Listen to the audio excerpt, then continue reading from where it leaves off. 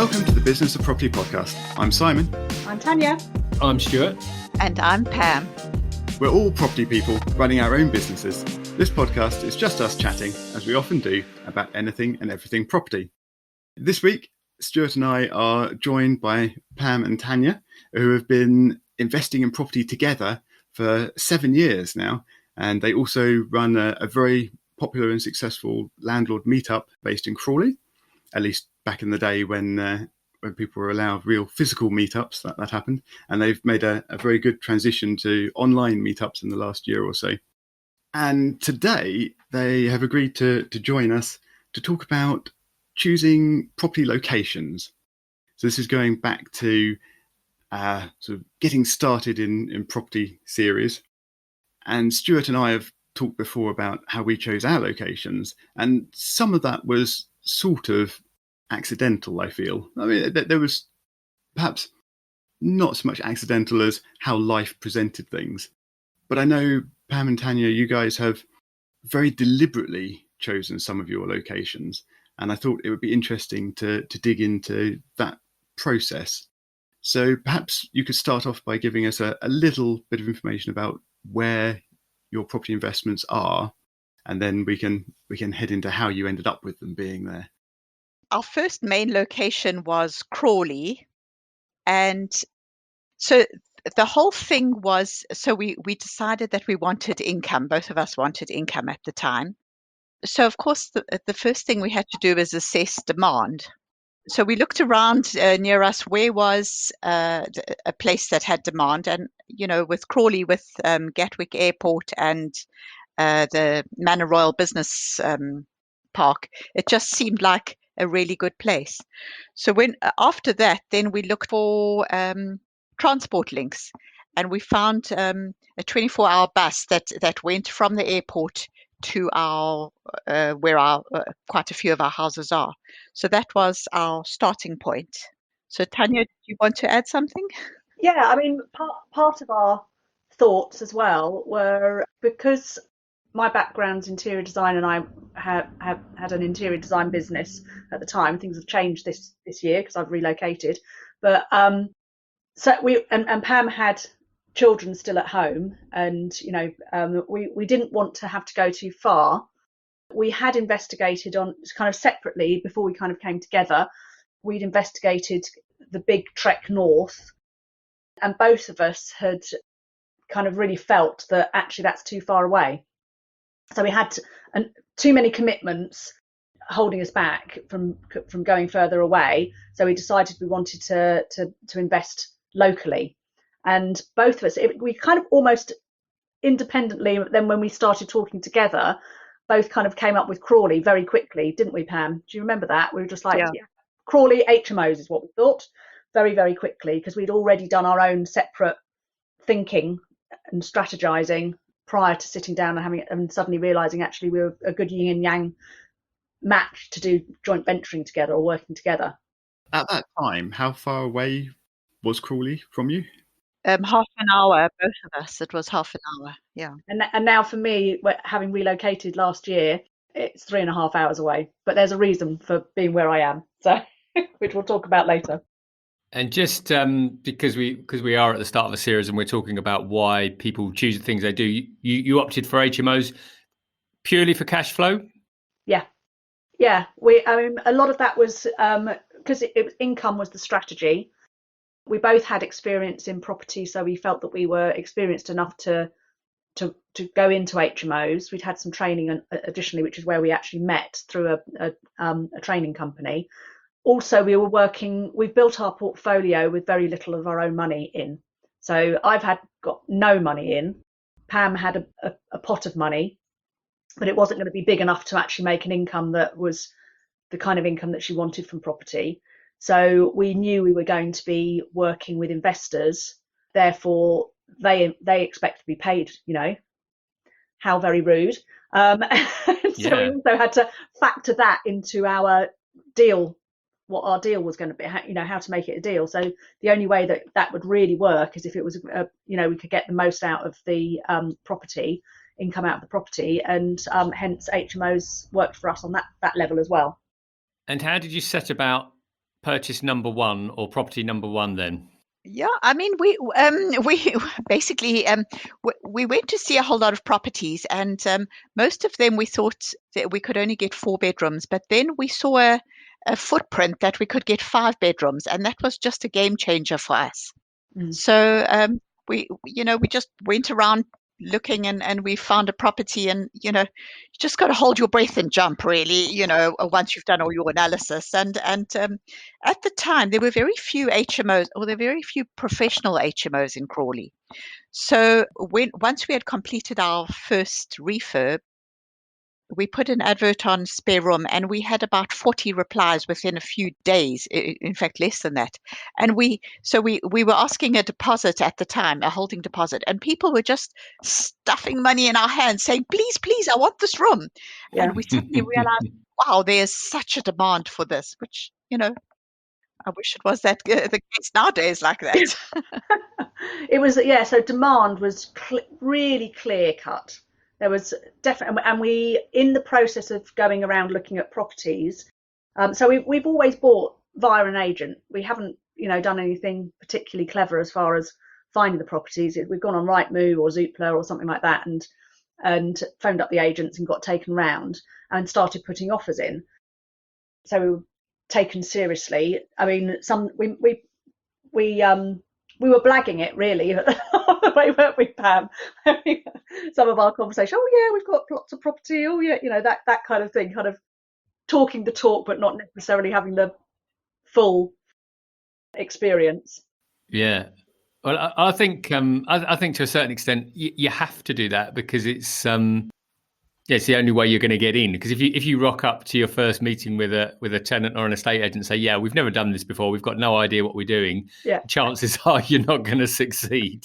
I mean, we slipped up a couple of times, but then we suddenly realised that actually we probably knew, we definitely knew more than the agents did about certain things, especially about how the money worked and all that kind of stuff. So it kind of built our confidence, didn't it, Pam? Going around and first of all, we were scared even approaching agents, and so together we kind of had enough confidence, and Pam was very good at approaching the agents, and I was very good at putting the offers in, because Pam, you got scared about putting offers in, didn't you? No, you do it. You do the negotiation, Tania. Did you have to go through many offers before you got one accepted? We didn't actually, because we did a lot of analysis beforehand. So I mean, we did quite a few viewings, but we got this one accepted, reasonably quickly, actually. And what helped us a huge amount was actually setting up Crawley Property Meet, because we kept on meeting a few landlords when we were busy doing viewings. And then we said to Nick and Phil, we said, well, let's have a coffee together. And from that, we decided, there's so many landlords. Why don't we, exchange ideas and work together? Or, and that was the beginning of Crawley Property Meet. And it works well. And it's a great source of just contact and support and everything. So we really do enjoy it. Yeah. So did you actually set that up before you had really got into the investing side of it? No, we were fully fledged by that point. No, we did have a property before together before we set up Crawley Property Meet. Sure, I think it was in tandem. I think we were in the process of buying when we had our very first meet, because we were actually offered a free room by one of the estate agents, and very few people turned up. Nick and Phil kept on turning up. But I think the agents were putting people off. As in, people didn't want to. They thought it was going to be a sales pitch by the agents. Yeah, quite. Yeah. So eventually, I mean, by the time we kind of decided that wasn't working, and we moved to the venue to a hotel for free, where we were just kind of telling people and we all turned up and would have a coffee in the hotel foyer. By then we had a property.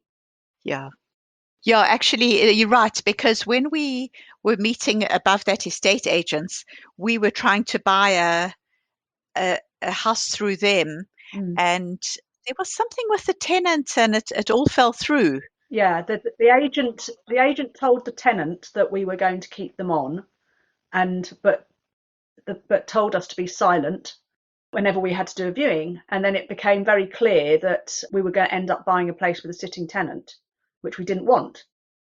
So we actually pulled out. Yeah, God, it feels so long ago, and there were so many shenanigans that kind of happened in one, and we actually bought our first 5 HMOs, which are all in Crawley. We bought them all in and did them up in 18 months, didn't we, Pam? Yeah. That was hard work, but it was worth our while. Yeah. And then we kind of spread the word, and I think a lot more people began to buy HMOs or set up HMOs in Crawley. And then we found that there were becoming too many, and demand was going down because there was an oversupply. So we started looking around for another area, and we discovered you just keep your ears open, and we discovered that there was Amazon was building a warehouse somewhere near Nottingham. So we phoned up the agents there and said, if someone is going to work at this warehouse, where would they have to live, or where would they like to live? And so the agent said, oh, well, they will live in a suburb of Nottingham, which has got sort of quite easy transport links to this warehouse. So that's why we started looking there.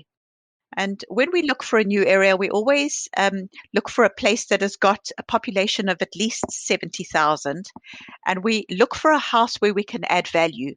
We never, ever will buy just a beautiful already made house because you can't add value to it. And therefore, you can't get your money out to go on to the next project. When it's HMOs as well, because obviously over time, the legislation has changed. And now even if there's a house has got beautiful period doors and all of this kind of thing, you now have to rip them out anyway to put in fire doors, and so there's kind of no point in us buying something that we're going to have to rip apart anyway. And also in the area that we bought around Nottingham, they've got very, very strict and quite high standards, much higher than the basic standards in Crawley, and so the kitchens have to be incredibly well equipped. In fact, I was kind of whinging that my kitchen at home was, was smaller and worse than the kitchens that we were being fitting for, to be within the standards in the area that we're in Erewash area on the outskirts of Nottingham. And there's another reason we chose there. So it's always demand. Demand is really important, isn't it, Pam? But also we like to buy on the edge or near somewhere where they've got licensing.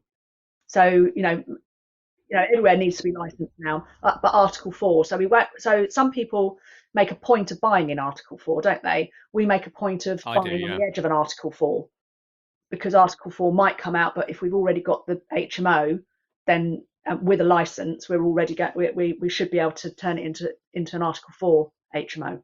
Yeah.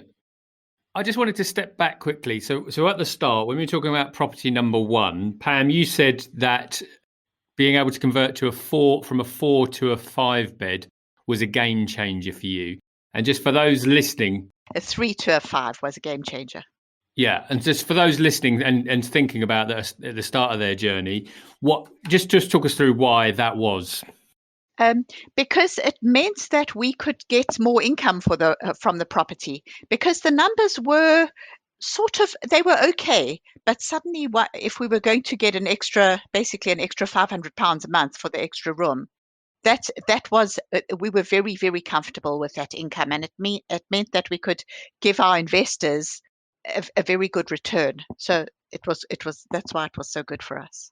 Great. Did you manage to rinse and repeat that on all of the 5 you got in Crawley? Yes and no. So we were buying 2.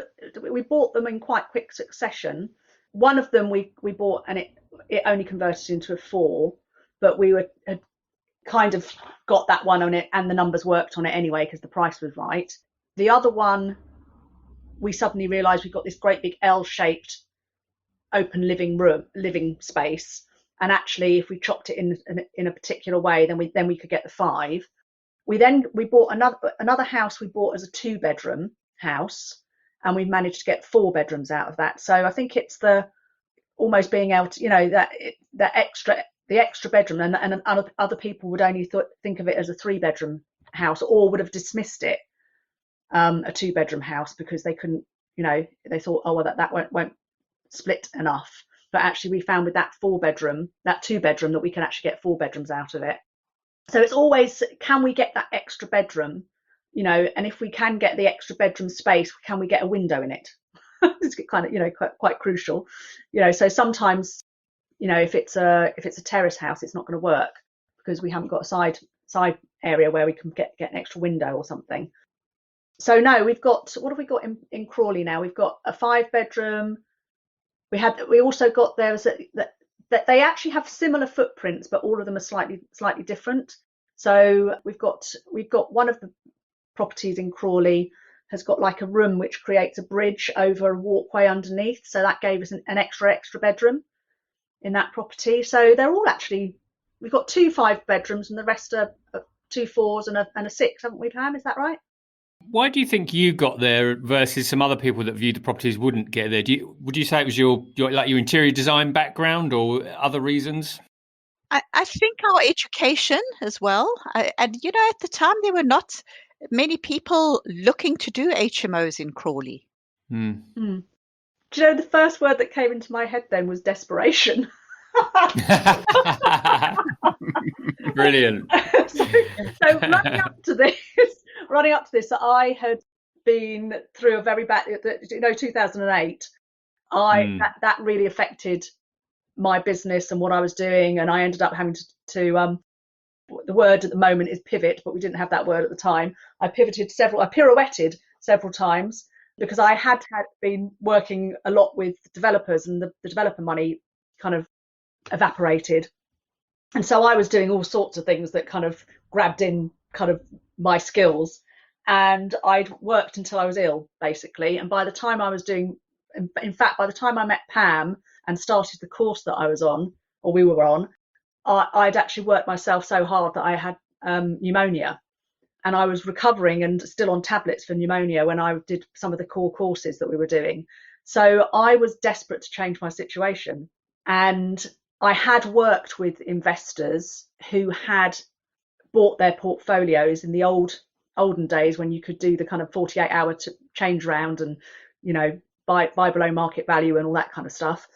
And so I knew that you could. Express mortgages, weren't those they? things that brought us down in the first place.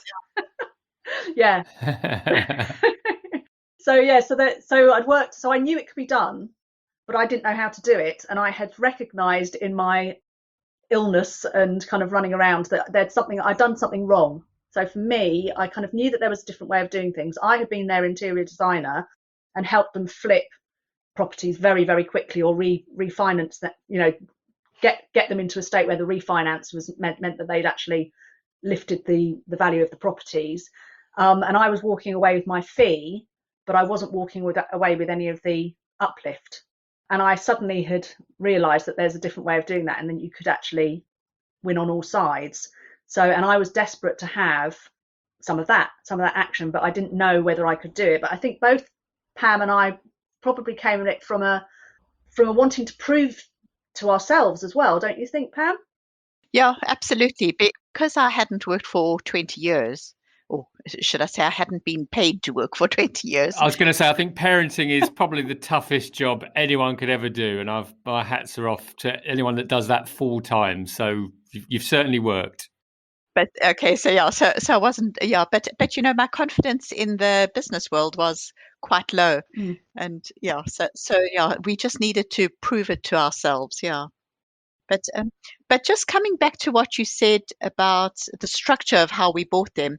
So 3 of our properties in Crawley we bought as joint ventures with investors.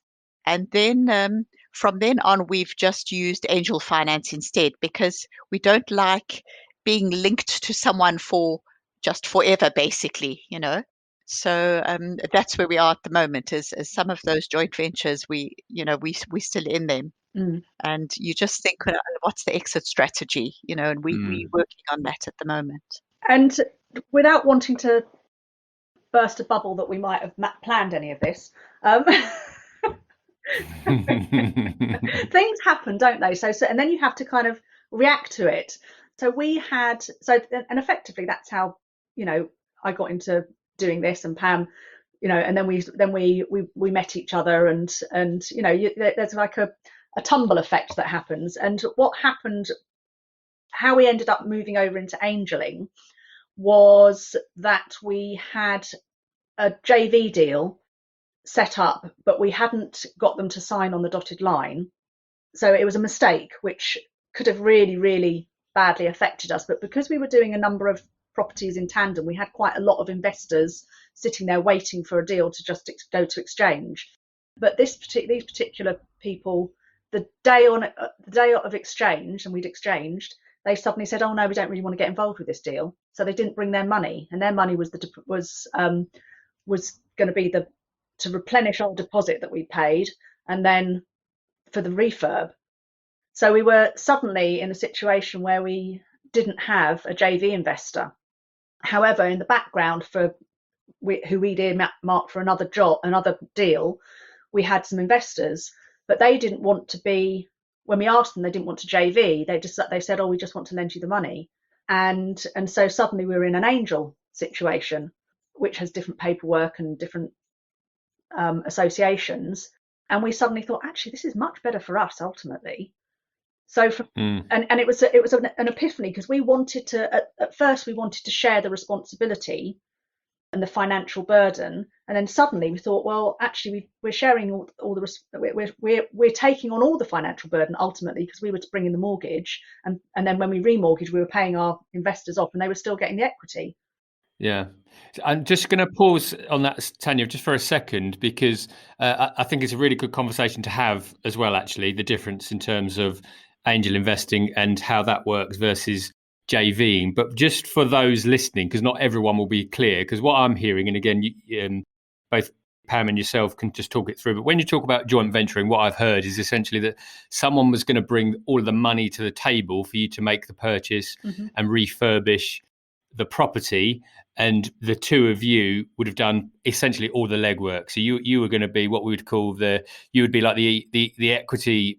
You were going to bring the sweat equity to the deal by doing everything involved. The other partner was just going to bring the cash. I say just going to bring the cash, but they were going to bring the cash. You can do everything else, and then you'd own that property 50-50, or what would it look like? Yes, but we also brought the mortgage. So basically the mortgage is in our names, so which is quite a big responsibility. So yes. So we weren't bringing in the investment funds, but we were bringing 75% with the mortgage or whatever it was. So, but we didn't recognise the value. We underestimated our value, but we also were starting out, so we needed to create very juicy deals for somebody to get involved with, somebody who was, an upstart, really, or a startup. Sorry. But it's understandable because you need the momentum, and that's my experience as well. Is without momentum, you don't have anything, and it's easy with hindsight to look back and go, "Oh," because I've got the same thing. Although I asked for sort of 50% of a deal where I was bringing absolutely zero money to the party, but I was doing everything. I mean, everything involved in it. So I felt that was a fair recompense. But we look back with hindsight and go, "Oh, actually, I probably could have asked for more because I've done more." Yeah. So the way we like to make things, as simple and clean as possible. And I always, because of my visual kind of nature, I always like to kind of like create a visual. So our visual was always a house, a little shape of a house. And then Pam and I, because we were bringing the money and the sweat equity, we would split that between us. So we'd have half of it, and then we'd split that between us. So effectively we'd have quarter each. And the people bringing in the physical money, as opposed to the bank paper money, they would then have the other half. So if there were three of them and they were split, and we would say, okay, we need, I don't know, you're good at the math, Pam. So if there were four of them and it was £80,000 we needed, and one was bringing, and each of them were bringing in £20,000, then we'd split that half into four equal portions, and that's what they would get as an equity share. And the deal was always that we would give them through the deal and through remortgaging, we would give them back their money first. And then once all their money's out and we do another remortgage, however many years down the line, that would be then when we would start getting a little bit of the flip equity release kind of money. And do they still retain an interest in the properties in terms of rental income? Yeah, they do. They retain rental income and equity. So it was quite, it was very much favoured towards them actually. And had we done another JV joint venture deal like that, what we would have done is put a time limit on it and said, okay, after 5 years, then you're out the deal. But we didn't do it like that. So never mind. It was the surprise angeling that suddenly opened our eyes to, oh God, and the fact that we were wearing ourselves out, and the fact that we suddenly realised actually this is through necessity and through almost kind of ignorance in a way, we had given quite a lot away. But now we were experienced, and through experience and through a surprise experience, we suddenly realised, oh, actually this can be done differently, and actually we're going to do, we can bring back more balance in the long run by doing angeling instead. And it built our confidence as well. We felt that, well, we can do it through angels, and the process works. We don't necessarily feel that we have to spread the risk quite so much. But I think it's a really important story to share for people that are new coming into property, because we do bandy around words like no money down and investors and JV, and it all sounds really rosy. But the reality of what you've just talked through, I think, is an important lesson for every property investor stroke developer to understand, is that there is always, like you said, these, and Simon and I have said it before, these pesky investors, they always want a bit of money back. And so there's always going to be an exchange of sorts, and it might have been no money down in inverted commas, but it's also money away from you that you could have retained. But I think it's important that you've shared that journey for you guys in terms of your own education about how you want to operate. Yeah. And you can start one way and you can twist it, not twist it in, you can manipulate it or start recognizing once you've had experience, with that we're a lot less risky as people and as people to invest in, which is effectively what a JV partner or an angel investor is doing. They're investing in us, aren't they, really, with the view that there's going to be a property that is some sort of collateral. But we're a heck of a lot less risky than we were when we first started out, don't you think, Pam? Oh, totally. Yeah, absolutely. So, and actually, we used to pay more interest in those days than what we do now to reflect that exact situation. Yeah. What kind of interest were you paying? We were paying 10%. Yeah. And actually, our latest angel, we paying 5%. Brilliant. Yeah. So come down quite a lot. Yeah. And also, if an angel comes in at the beginning of a project, we give them more money, because obviously the risk in the project is higher when it's an uninhabitable building, or we're going to make it into an uninhabitable building for a while. But once we flip angels in and out of deals as well. So if somebody wants their money back in 2 years or a year or whatever, we don't go and think, oh, we've got to find the money ourselves. We think, okay, we've got to go and find another angel who's quite happy to put their money in this deal so we can give the other person the money back. But once the property's up and running and it's got tenants in it, the deal is so much less risky. So the new angel will often be paid less of a percentage, but a heck of a lot more than they would ever get in the bank. And the old angel, so sometimes we kind of look at a deal. Well, Pam looks at deals because she's constantly looking at the not constantly, Pam, I know you've got a life, but she's looking at this. I didn't think us property people had lives. Apparently it's all easy money, and then you just go off and float around on a boat somewhere, don't you? What are we doing wrong, Pam? But you'll look at the spreadsheets, won't you? You'll think, right, okay, so we how do we kind of up the income for us on this? Oh, we've got some angels that are going to ask for their money back, or could ask for their money back. Why don't we tell them we want to give them their money back? Yeah. That's all for this episode. This conversation continued on with lots more great content for longer than we'd originally planned. Rather than publish our longest episode ever, we've decided to split it into 2. So please make sure you've subscribed in your podcast software and come back next week to hear more about property financing, location analysis, and lots more. Show notes, links to subscribe, and all our past episodes are available at thebusinessofproperty.com. I hope you'll rejoin the conversation with Pam, Tania, Stuart and myself next week.